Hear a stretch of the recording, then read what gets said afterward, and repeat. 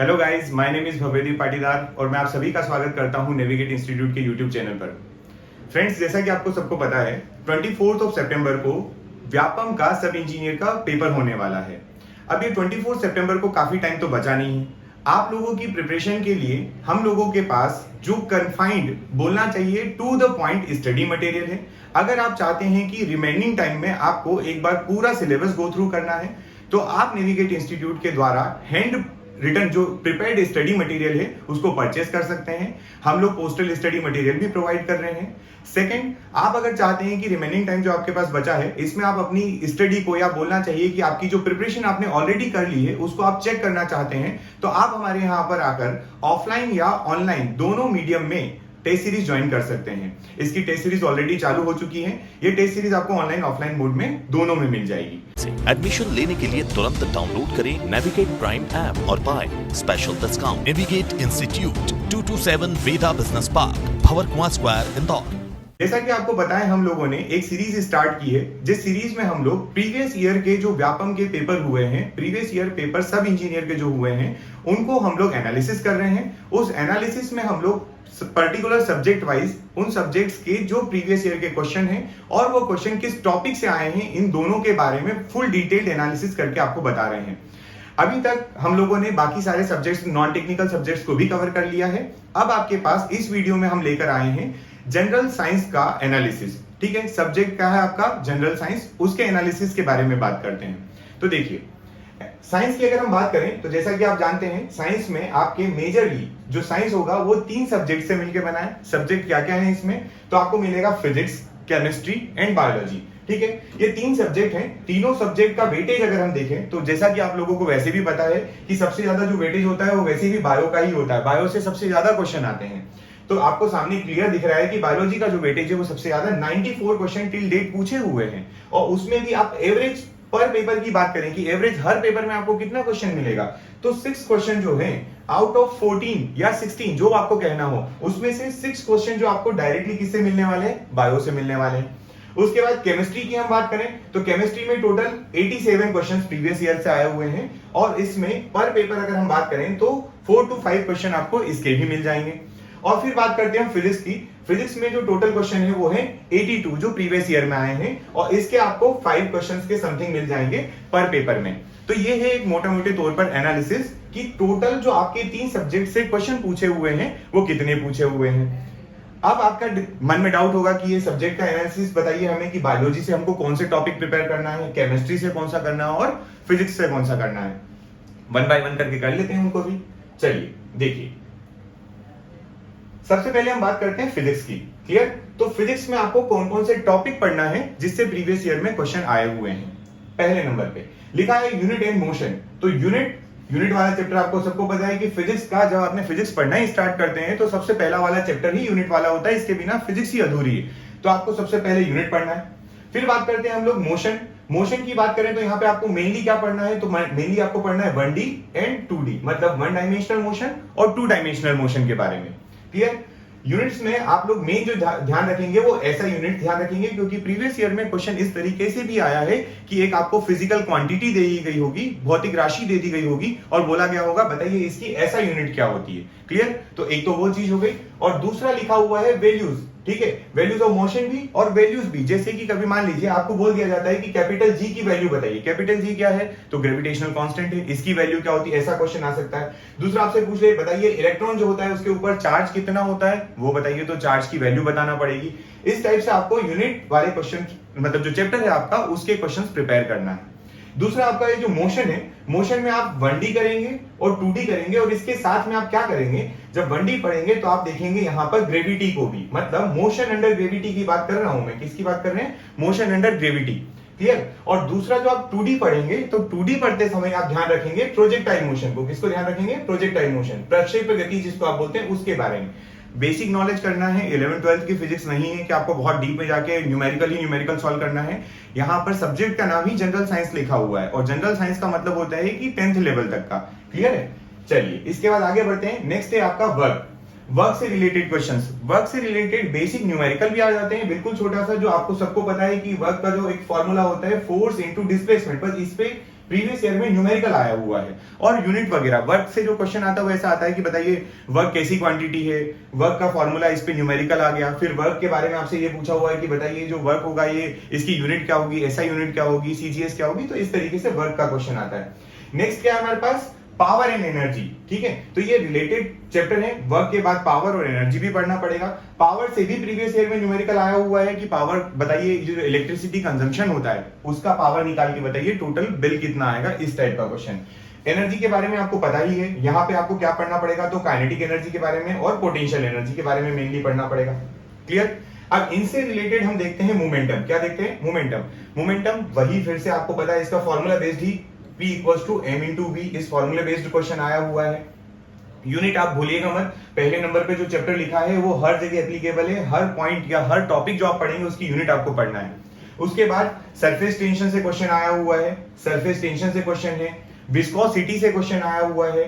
SHM से question पूछा हुआ है। एसएचएम से जो क्वेश्चन पूछा है वो क्वेश्चन जो बहुत आसान है, फ्रीक्वेंसी और वेवलेंथ वगैरह और इन पे क्वेश्चन पूछे हुए हैं। टाइम पीरियड ऑफ रिवॉल्यूशन या टाइम पीरियड एसएचएम का क्वेश्चन उससे आया हुआ है। उसके बाद क्या है, तो heat, light and sound wave, इससे भी क्वेश्चन पूछा गया है। साउंड वेव किस टाइप की वेव होती है, साउंड के बारे में आपको थोड़ा ये भी देखना पड़ेगा कि कौन सी साउंड होती है, साउंड की यूनिट क्या होती है, साउंड किस में मेजर किया जाता है, कितने डेसिबल का साउंड जो होता है वो हमारे लिए प्रॉब्लम देता है। ऐसे क्वेश्चन साउंड वेव से आए हुए हैं। क्लियर। उसके बाद बात करें हम लोग इलेक्ट्रिसिटी की, इलेक्ट्रिसिटी और मैग्नेटिज्म। इससे जो क्वेश्चन पूछे हैं वो बिल्कुल थ्योरेटिकल बेसिस है। जो प्रीवियस ईयर में क्वेश्चन आए हैं थ्योरेटिकल बेसिस पे क्वेश्चन क्या है, तो वो ये बोल रहा है कि बताइए इलेक्ट्रिसिटी जो है इसकी यूनिट, अलग अलग यूनिट्स पूछी हुई है। मैग्नेटिज्म में मैग्नेट की प्रॉपर्टीज के बारे में क्वेश्चन पूछा हुआ है। फिर क्या आता है, तो आता है साइंटिफिक इंस्ट्रूमेंट्स। मोस्ट इंपॉर्टेंट है साइंटिफिक इंस्ट्रूमेंट्स। और इस साइंटिफिक इंस्ट्रूमेंट जो लिखे हुए हैं या पूछा जाता है उसके डिस्कवरी कब हुई है, ईयर, या फिर उसके इन्वेंशन जिनने किया है उनके बारे में कि बताइए ये जो साइंटिफिक इंस्ट्रूमेंट है, एक नाम दे देगा तो दो क्वेश्चन उससे मेनली आते हैं। एक तो क्या कि उसकी डिस्कवरी किसने की है, और दूसरा उसका यूज क्या है। यूज क्या है मतलब कि आपको ये बोल देगा कि आप मुझे ये बताइए कि फेरोमीटर जो होता है, फेरोमीटर किस लिए यूज होता है ना। इस तरीके से क्वेश्चन पूछा जाता है साइंटिफिक इंस्ट्रूमेंट का। तो ये जो कंटेंट है ये आपको फिजिक्स में मेजरली तैयार करना ही है। इनको थोड़ा डिटेल में पढ़ना पड़ेगा, बट फिर से मैं कहूंगा कि ये बेसिक साइंस के लिए क्वेश्चन पूछे हैं, मतलब आप बहुत ज्यादा 11th और 12th की फिजिक्स के ऊपर ना जाएं। क्लियर। चलिए इसके बाद नेक्स्ट सब्जेक्ट पे आते हैं हम, और नेक्स्ट सब्जेक्ट है आपका केमिस्ट्री। क्लियर। केमिस्ट्री में क्या क्या पूछा जाता है।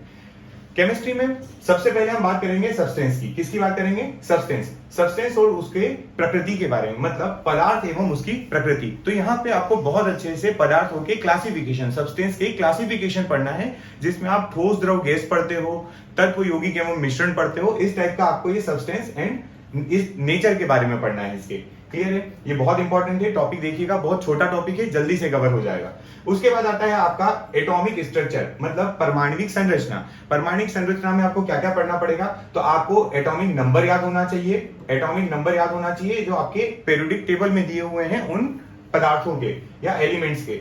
एटॉमिक नंबर के बाद आपको उनका कॉन्फ़िगरेशन भी पता होना चाहिए। कॉन्फ़िगरेशन के बाद और क्या पता होना चाहिए, तो आपको यहाँ पर आइसो बार क्या होते हैं, आइसोटॉप क्या होते हैं, आइसो न्यूट्रॉनिक क्या होते हैं, उस टाइप का ये एटॉमिक स्ट्रक्चर में आपको पूरी तरीके से पढ़ना पड़ेगा। क्लियर।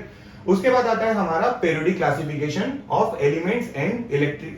चलिए ठीक है, यहीं तक देख लेते हैं। पीरियोडिक क्लासिफिकेशन ऑफ एलिमेंट्स, मतलब अल्टीमेटली कहना चाह रहे हैं हम लोग कि आपको पीरियोडिक टेबल पूरी पढ़ना है। पीरियोडिक टेबल पढ़ना है। अभी हमने बात कर ही ली है कि आपको क्या याद करना है, आपको याद करना है उनके एटॉमिक नंबर, तो आप उससे पीरियोडिक टेबल याद कर पाएंगे। और फिर उसके बाद ये याद करना है कि पीरियोडिक टेबल की प्रॉपर्टीज क्या होती है, कि पीरियोडिक टेबल में जो एलिमेंट जहां पर रखा हुआ है उसमें कौन कौन सी प्रॉपर्टी वो शो कर रहा है। उसके बाद आता है हमारा केमिकल बॉन्डिंग।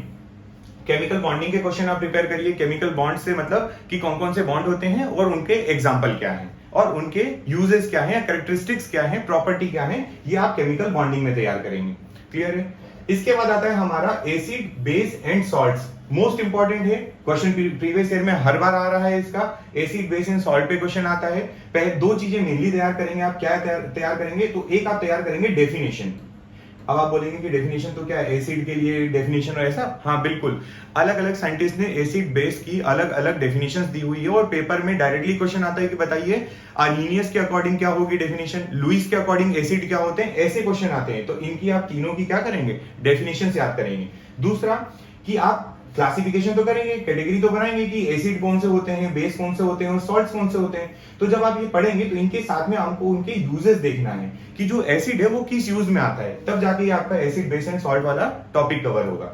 फिर उसके बाद आता है कार्बन एंड कंपाउंड के बारे में। कार्बन एंड कंपाउंड क्यों लिखा हुआ है, इंपॉर्टेंट इसलिए है, देखिए एक तो आप जानते हो ग्रेफाइट के बारे में, एक आप जानते हो किसके बारे में, डायमंड के बारे में, एक जानते हो आप फुलरिन के बारे में, ये तीन हो गया। फिर उसके बाद जब आप रेडियो एक्टिविटी पढ़ते हो तो वहां पर न्यूक्लियर रिएक्टर जो होता है उसमें भी ग्रेफाइट्स वगैरह लगता है, इसलिए ये वाला टॉपिक आपके लिए भी इंपॉर्टेंट है, ये आपको पढ़ना पड़ेगा।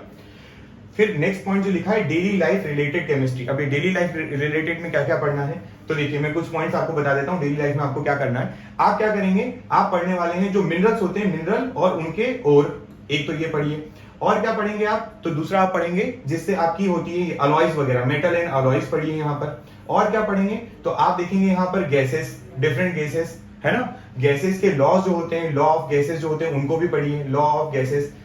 गैस में जैसे आपसे पूछ ले मार्श गैस किसे कहते हैं, लाफिंग गैस क्या होती है ना, प्रोड्यूसर गैस किसे कहते हैं, वाटर गैस क्या होती है, तो ये सब आपको डेली रिलेटेड मतलब और भी क्वेश्चन होंगे। जैसे मैं बताता हूँ एक अगला टॉपिक आपका जिसमें आपको पढ़ना पड़ेगा फॉर्मूलाज कैसे आपसे पूछ लेगा, बताइए प्लास्टर ऑफ पेरिस का फॉर्मूला क्या होता है, जिप्सम का फॉर्मूला क्या होता है, इस टाइप के क्वेश्चन आपको करना पड़ेंगे डेली लाइफ रिलेटेड केमिस्ट्री के अंदर। क्लियर है। उसके बाद नेक्स्ट हम देखते हैं अगला सब्जेक्ट अपना है वो है बायोलॉजी। क्लियर। अब इस बायो में हमको क्या क्या पढ़ना है, पहली चीज बायो में पहला टॉपिक ही आपका है सबसे इंपॉर्टेंट, वो है सेल मतलब कोशिका। अब इस कोशिका में आप क्या पढ़ोगे, तो कोशिका में एक चीज तो आपको सेल के बारे में पढ़ना ही पढ़ना है। सेल के बाद और क्या पढ़ना है, तो आपको पढ़ना है सेल डिवीजन के बारे में। और क्या पढ़ना है, तो सेल के बाद आप पढ़ेंगे इसी में टिश्यूज, ऊतक के बारे में। ये टॉपिक कवर होगा आपका सेल वाला चैप्टर। क्लियर। उसके बाद बात आती है प्लांट किंगडम की। प्लांट किंगडम इसके साथ में आप क्या पढ़ोगे, टोटल क्लासिफिकेशन। क्या पढ़ने वाले हो, क्लासिफिकेशन, जिसमें हम लोगों ने प्लांट, एनिमल, फंगाई, मोनेरा और प्रोटिस्टा सभी का क्लासिफिकेशन किया है, वो पढ़ेंगे आप प्लांट किंगडम के अंतर्गत। क्लियर। फिर आता है हमारा ह्यूमन बॉडी। ह्यूमन बॉडी में क्या करेंगे, तो ह्यूमन बॉडी में आपको पूरे सिस्टम्स पढ़ना है, मतलब फ्रॉम टॉप टू बॉटम। जैसे आपको नर्वस सिस्टम पढ़ना है, नर्वस सिस्टम के बाद आप पढ़ने वाले हैं सर्कुलेटरी सिस्टम, फिर आपको उसी में हार्ट भी पढ़ना है, आपको पढ़ना है स्केलेटल सिस्टम, फिर आपको पढ़ना है डाइजेस्टिव सिस्टम, फिर उसके बाद आपको पढ़ना है आपका रिप्रोडक्शन सिस्टम। इस तरीके से जो सिस्टम्स हैं टोटल 8 to 9 सिस्टम आते हैं, वो आपको पढ़ना है, इससे क्वेश्चन बन सकता है। फिर उसके बाद क्या है, तो न्यूट्रिशन एंड डिसीजेस। न्यूट्रिशन वाला टॉपिक बहुत इंपॉर्टेंट है। यहाँ पर आपको 3 चीजों के बारे में, कार्बोहाइड्रेट, प्रोटीन और फैट के बारे में तो पढ़ना ही पढ़ना है। साथ में आपको यहाँ पर एक चीज कवर करना है, वो है विटामिन। ये आपको न्यूट्रिशन में कवर करना है। और दूसरा यहाँ पर है डिसीजेस। डिसीजेस मतलब बीमारियां। तो बीमारियां आपको किस बेसिस पे पढ़ना है, तो आपको पढ़ना है कि बैक्टीरिया से होने वाली बीमारियां बताइए, फिर आपसे पूछा जाए तो आप बताइए फंगाई से होने वाली, फिर तो आप बताइए प्रोटोजोआ से होने वाली बीमारियां, और फिर तो आप बोलिए वायरस से होने वाली बीमारी। ये चारों पॉइंट आपको कवर करना है डिसीजेस के अंदर। क्लियर। ये है आपका बायोलॉजी का सिलेबस। हम लोगों ने आपको टोटल बता दिया है कि आपके पास फिजिक्स, केमिस्ट्री, बायो से कितने क्वेश्चन आने वाले हैं, फिजिक्स में आपको कौन से टॉपिक कवर करना है, केमिस्ट्री में आपको कौन से टॉपिक कवर करना है, और बायो में आपको कौन से टॉपिक कवर करना है। ठीक है। तो ये टोटल एनालिसिस है, आप इसके अकॉर्डिंग अपनी प्रिपरेशन को और ज्यादा अच्छी स्ट्रॉन्ग कर सकते हैं।